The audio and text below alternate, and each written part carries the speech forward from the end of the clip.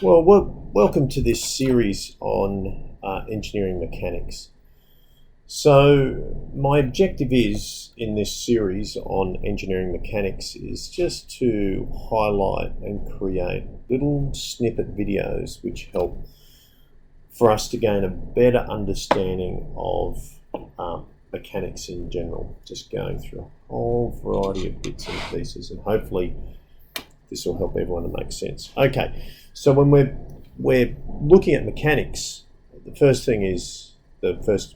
misunderstanding is we're not talking about, a mechanic that fixes your car.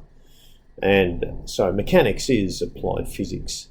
So we're dealing with numbers here, and we're dealing with forces, as well as other quantities of physics as well, and other concepts. So the first thing I want to have a chat about is the difference between scalars and vectors. So a scalar is different from a vector. So a scalar is just a magnitude. So when we're looking at something like a magnitude, we might be just saying, okay, 25 newtons might be, just a scalar. 2 seconds. A whole variety of things around that. It's just a scalar. A vector is a little bit different. We've got a few things with a vector. You've got, the first thing is this thing. I might choose different colors because that'll be fun. So I might just, go a bit of pinkage. So the first thing we got here is it's got a direction. The next thing it has is a sense. Also, what I forgot to put on there, you guessed it, it's got a magnitude.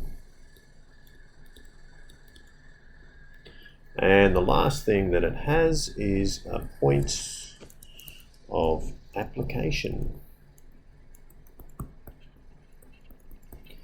Now we can deal with scalars and vectors in different ways, and one of the first things I'm going to be looking at is with a vector, how do we determine its horizontal and vertical components? And that's what this whole video is really about, is getting an understanding of that. So if I have, a vector here, sort of acting in this direction, and let's say it's going to be 30 newtons acting in that direction, this scalar has horizontal and vertical components to it. So what I have is these other two parts to the scalar, to the vector, and this is its vertical force, and I'm just going to call a horizontal force, and I'm going to call that FH, and this is the vertical component of that force. So I can break that force down into two separate forces. So how does that work? Well, I'm glad you asked. I can actually add forces together. So if I had a force here, and let's say it's 25 newtons, and I can add that to another force, which is another 25 newtons, and they're both going in the right direction, that's going to equal 50 newtons going in the right-hand side direction. So essentially what happens here with our horizontal and vertical components is I have a force acting here. Might do that with a bit of a thicker blue color. I have a force acting here, and that's my force horizontal. I have another force here, which is my force vertical. And the forces, once I add those two together, what I actually get is I get my force. Now, essentially what we're saying is if I only just had two forces, I just had this force here and this force here, those forces added together make this force. So in conjunction, I can then break this force down into its horizontal and vertical components. Hopefully that's made a little bit of sense to you. Now, really important, if this force here is a resultant of these two forces, this force here and this force here, if that's a resultant of those two forces, I put the forces in head to tail. So here we go, tail, head, and my resultant force here is head to head. But we're going to talk about that a little bit more as we go through. It's just a quick introduction. So the big thing that I really want you guys to understand through this is breaking this force into its horizontal and vertical component. How do we do that? Well, I'm glad you asked. We use a bit of trigonometry. All right, and to do that, I've got this little thing that I do, which is SOHCAHTOA. What does that mean? Well, it means sine theta or sine angle equals opposite over hypotenuse. Cos theta equals adjacent over hypotenuse. Tan theta equals opposite over adjacent. Well, what are these funny things that you talk about, Mr. Harris?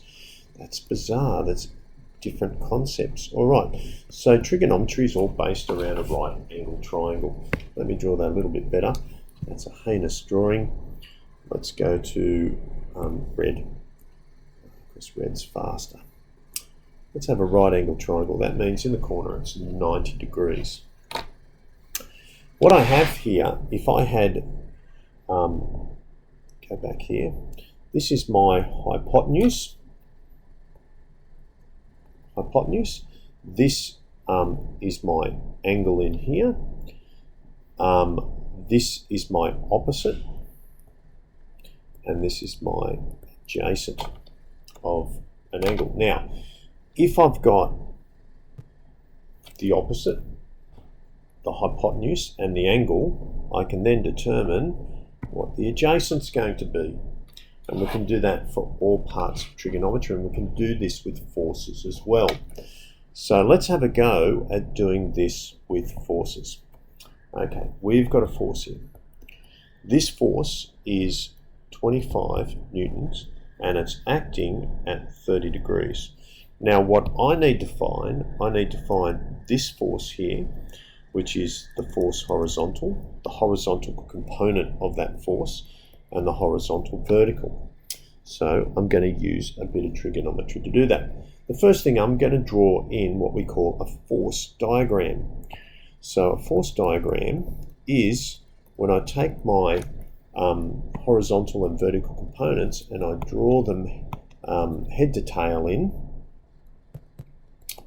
Force diagram. Alright, so I'm going to take those forces and draw them in head to tail. So here's my first one. This is my force horizontal. There's the tail. There's the head. I draw the next one in, like so. And that's my vertical force. Now, I'm now going to draw in this force just here. Oh, shouldn't have done that because it's not a highlighter. Let's undo that. Let's go something like that. I'm now going to draw in this force, which is going to be from here to here, like so, and that's 25 newtons, and put it in at 30 degrees. So you might see here that we've got like something that we can use which is pretty similar to something directly above it. So we can use trigonometry. So the first thing I'm going to try and do is find out what my vertical force is. And to use that, I'm going to use SOHCAHTOA. Alright, so this is going to be, let's have a look up here what I've got. I've got my opposite and I've got my adjacent.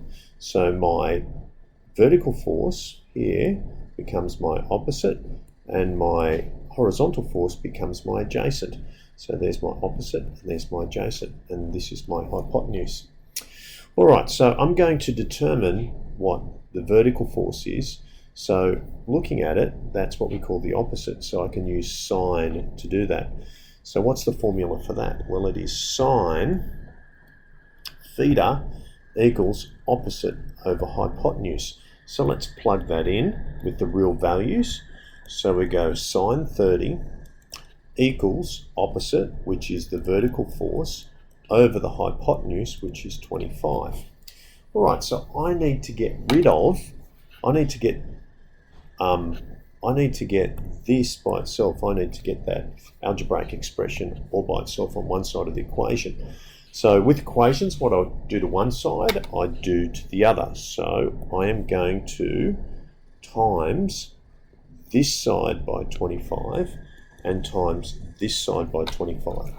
Now, I can put this into a fraction over here because if I do put it into a fraction, 25 divided by 1 is 25.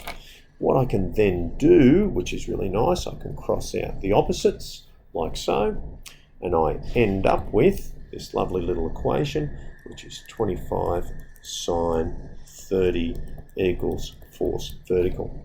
Oh, that's very lovely. All right, so let's plug that into the calculator. It's going to clear this out. So what I'm going to do is 30 sine times 25 equals, and that's 12.25. So my vertical force equals, what was it again? 12.225. 12.5 newtons. That's really important. Okay, so we've done that for the vertical force. Let's work out what the horizontal force is. Okay, so we're doing sine. Oh no, we're using, cos for that. So we're using this one because we're working out our adjacent. So let's give it a go. Okay, so we go cos theta equals adjacent over hypotenuse. Let's punch in the values. Cos 30 equals adjacent, which is FH over 25. And here we go. We're going to times both sides by 25. And 25 times there. Obviously these cross out.